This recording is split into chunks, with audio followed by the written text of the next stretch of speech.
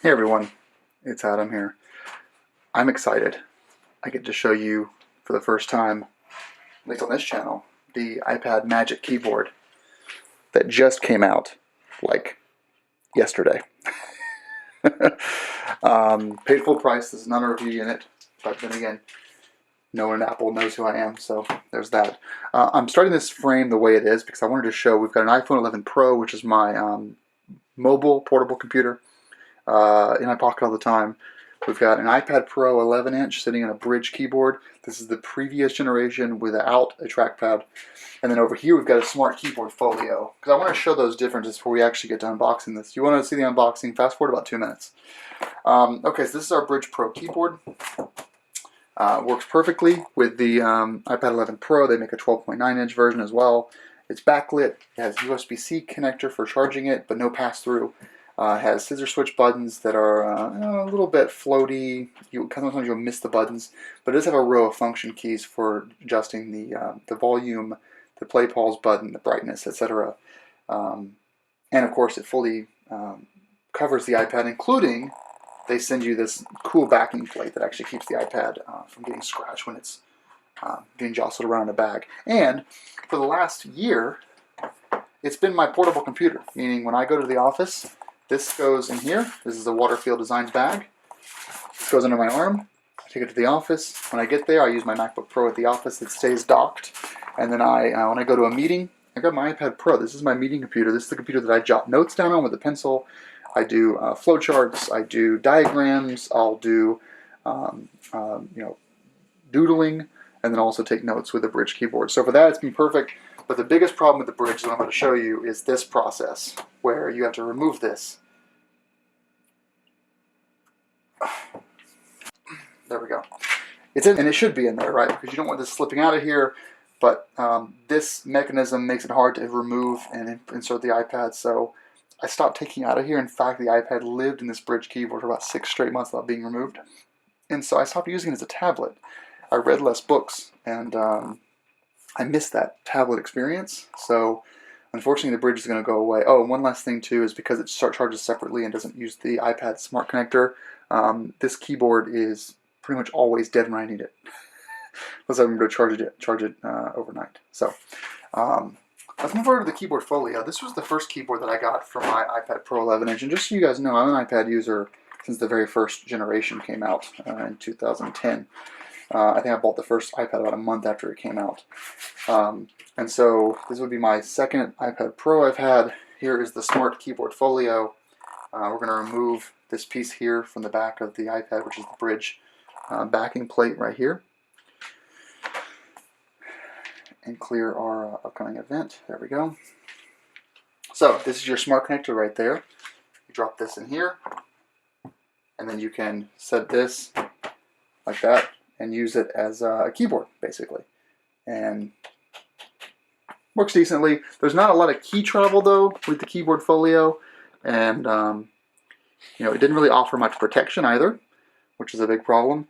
Not a lot of viewing angle options, and it's kind of flimsy. And so I found this to be kind of Apple's bare minimum attempt at allowing you to type on your iPad without the use of a virtual keyboard. You guys excited to go into the Magic Keyboard? I am. I haven't used one yet. So let's fold this up and put it aside like that. So we've got our iPad Folio right there. Or Smart Folio keyboard. So what's doing with the Magic Keyboard? Well, a couple things. It still uses the iPad Smart Connector in order to receive its power. There's a few really different things about this. It has USB-C charging pass-through. So what you can do is you can actually plug in the USB-C to the side of the Magic Keyboard, and that power gets transferred over to the iPad Pro. It charges a little bit slower via the USB pass-through, but it makes it really convenient to charge your iPad while still not having any cables hanging from your device.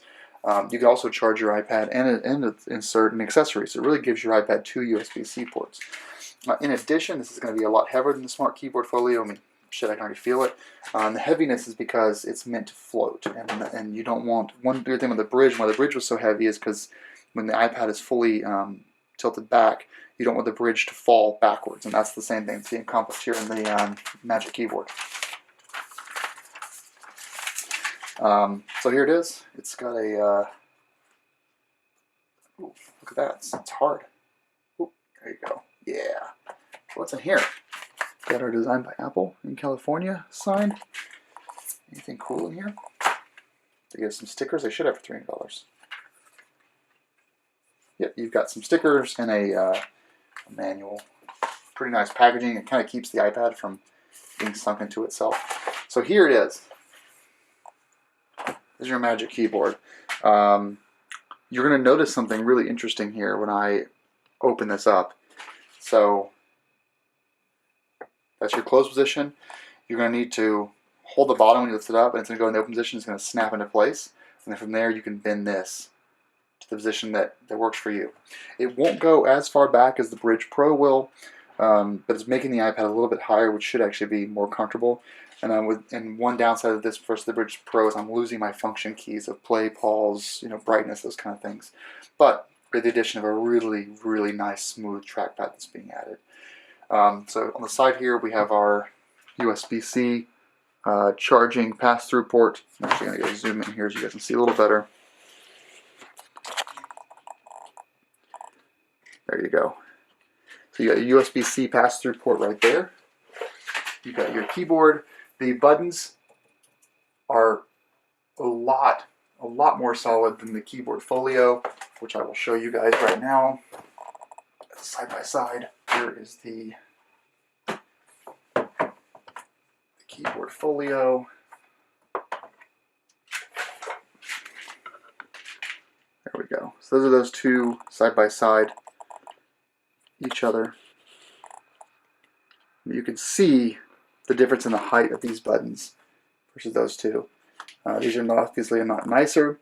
The base is a lot thicker, and you've got a lot more weight on the bottom too. Also, the Folio has this flex, where this one doesn't have a flex at all. It's basically like a sheet of metal. Let's move the iPad over to it and see how it looks installed. So we're going to move our iPad from the Smart Keyboard Folio, close the book on that. This goes to the side. We're going to drop our iPad right into here. Wow, look at that. Whoops, I just turned my my Power Mac on. So here's our angle. You can do this. I'll go all the way back to about there for your angles. Ooh, there's our keyboard. We've got a little cursor on the screen. Can you like click this? Oh, you can actually, well, that's weird. You can actually click your password button. Let me turn the Power Mac off. It's going to be a little too. They call it the wind tunnel for a reason. And then to close this up, you bring this here and then lay it down. And you'll notice whenever I pick this up, it's not well. The experiment's not going to work here because it's a stainless steel table. But for most of you on a normal table, the keyboard will actually end up going with the iPad. So when you pick this up, you'll need to actually put your fingers in there and like hold this down from going up. One nitpick you're going to notice if you're an iPad Pro 2018 owner is you're going to have a big slot here. That's because this fits the 2018 and the 2020 iPad. The 2020 iPad has a much larger camera array with LiDAR. Easy to ignore this, no big deal. So right now, our Smart Keyboard and our Apple Pencil are being powered by the iPad. If you were to plug a USB-C port into here or in the side of the iPad, everything will get charged. I'm not going to do a whole review of the typing experience.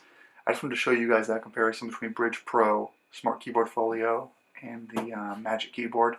The intention is that the Magic Keyboard becomes my daily keyboard for the iPad. The great thing about it is that in the day when I'm ready to use as a tablet, all you do is you grab the bottom edge, you pull it, and it comes right off. So even though you can pull it off with one hand, you also can turn this upside down and it's not going to fall off either. So it's strong enough to hold the iPad's weight from falling off, but light enough that you can just pull up at one of the corners and let that loose. If you have any questions, feel free to put into the comments. I would say that most of you, if you're someone that gets work done on an iPad, this is going to be the thing that you do purchase. The Smart Keyboard Folio is, really for price-conscious buyers. It's not going to be the A+ experience of the Magic Keyboard, but it is significantly cheaper, about half the price. And the Bridge keyboard, I don't know where those guys fall now, because they've kind of been completely upset by what Apple's done here. I mean, I guess what remains of the Bridge experience is the function keys. Bridge has added a trackpad, but as far as the price comparison goes, they're a little cheaper than the Magic Keyboard, but the ability to use the keyboard powered by the Smart Connector is pretty massive. Okay, hope you enjoyed the video. Thanks for watching, and good luck with your new purchase.